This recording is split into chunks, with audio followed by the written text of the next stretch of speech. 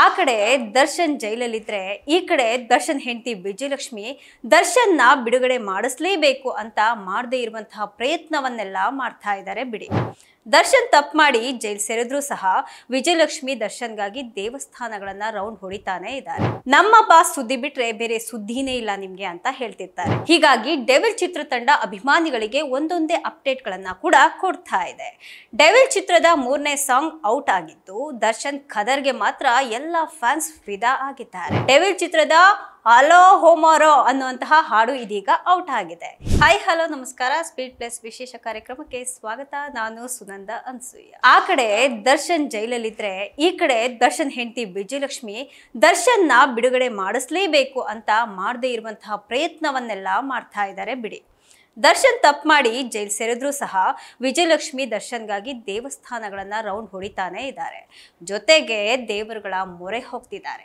ಅಷ್ಟೇ ಅಲ್ಲ, ಜೈಲಿನಲ್ಲಿ ತನ್ನ ಗಂಡ ಹೇಗಿದ್ದಾರೆ ಅಂತ ಆಗಾಗ ಜೈಲಿಗೆ ಹೋಗಿ ಅವರ ಯೋಗಕ್ಷೇಮ ಹಾಗೆ ಆರೋಗ್ಯವನ್ನ ವಿಚಾರಿಸ್ತಾ ಇರ್ತಾರೆ.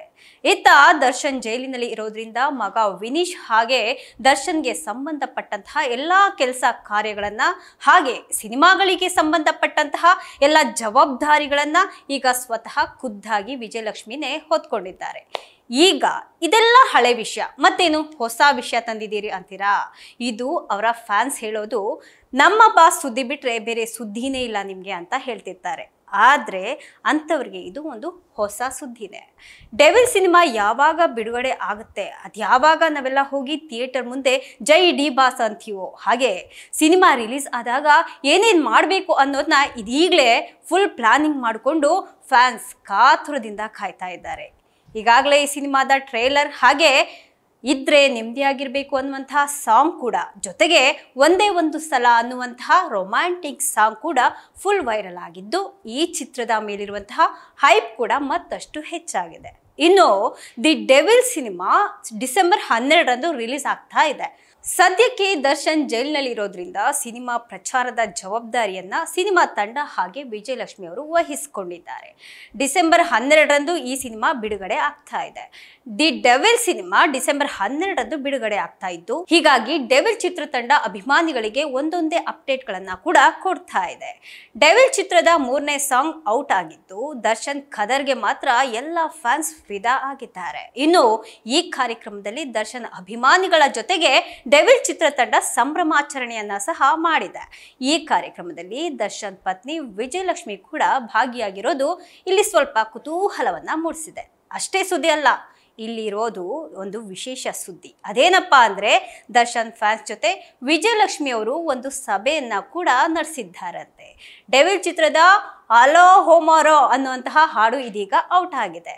ಈ ಹಾಡಿನಲ್ಲಿ ದರ್ಶನ್ ಅಬ್ಬರ ನೋಡಿದ್ರೆ ಅಬ್ಬಬ್ಬಾ, ಈ ವಿಶೇಷ ಅಂದ್ರೆ ಇಲ್ಲಿ ಅನಿರುದ್ಧ್ ಶಾಸ್ತ್ರಿ ಈ ಗೀತೆಯನ್ನ ಬರೆದು ಅವರೇ ಹಾಡಿರೋದು ಈ ಹಾಡಿನ ವಿಶೇಷ. ಇನ್ನು ಈ ಸಾಂಗ್ ಔಟ್ ಆಗಿರುವಂತಹ ಬಗ್ಗೆ ವಿಜಯಲಕ್ಷ್ಮಿ ದರ್ಶನ್ ಅವರು ಕೂಡ ಪೋಸ್ಟರ್ನ ಹಾಕೊಂಡು ಹಂಚಿಕೊಂಡಿದ್ದಾರೆ.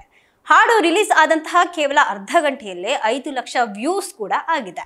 ಇನ್ನು ಹಲೋ ಹೋಮರಾ ದಿ ಟ್ರೂ ಎಂಪೈರರ್ ಈ ಹಾಡಿನ ಬಿಡುಗಡೆಯ ಸಮಾರಂಭದ ಈ ಕಾರ್ಯಕ್ರಮದಲ್ಲಿ ಭಾಗಿಯಾಗಿದ್ದಂತಹ ದರ್ಶನ್ ಪತ್ನಿ ವಿಜಯಲಕ್ಷ್ಮಿ ದರ್ಶನ್, ನಿರ್ದೇಶಕ ಮಿಲನ ಪ್ರಕಾಶ್, ದಿನಕರ್ ತೂಗ್ದೀಪ್ ಹಾಗೆ ನೂರಾರು ಸಂಖ್ಯೆಯಲ್ಲಿ ಅಭಿಮಾನಿಗಳು ಭಾಗಿಯಾಗಿದ್ರು.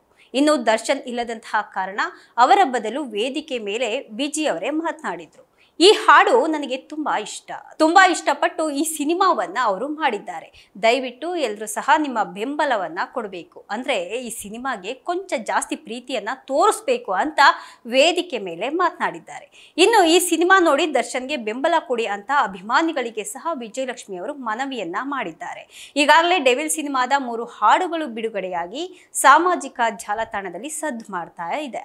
ಡೆವಿಲ್ ಸಿನಿಮಾ ಡಿಸೆಂಬರ್ 12ರಂದು ಬಿಡುಗಡೆ ಆಗುತ್ತೆ. ಮಿಲನ ಪ್ರಕಾಶ್ ಅವರ ನಿರ್ದೇಶನದಲ್ಲಿ ಮೂಡಿ ಬರ್ತಿರುವಂತಹ ಈ ಸಿನಿಮಾದಲ್ಲಿ ದರ್ಶನ್, ರಚನಾ ರೈ, ಶರ್ಮಿಳಾ ಮಾಂಡ್ರೆ ಮುಂತಾದವರು ನಟನೆ ಮಾಡ್ತಾ ಇದ್ದಾರೆ. ಇನ್ನು ಡೆವಿಲ್ ಸಿನಿಮಾದ ಕಾರ್ಯಕ್ರಮಗಳಲ್ಲಿ ವಿಜಯಲಕ್ಷ್ಮಿ ಅವರು ಭಾಗಿಯಾಗುವಂತಹ ಮೂಲಕ ಚಿತ್ರವನ್ನ ಪ್ರಮೋಟ್ ಕೂಡ ಮಾಡ್ತಾ ಇದ್ದಾರೆ. ಜೊತೆಗೆ ದರ್ಶನ್ ಅಭಿಮಾನಿಗಳಿಗೂ ಸಹ ಚಿತ್ರವನ್ನ ನೋಡಿ ಅಂತ ಮನವಿ ಮಾಡುವಂತೆ, ಜೊತೆಗೆ ಬೆಂಬಲ ನೀಡುವಂತೆ ಮನವಿ ಮಾಡ್ತಾ ಇದ್ದಾರೆ. ಇದಾಗಿತ್ತು ಇವತ್ತಿನ ವಿಶೇಷ.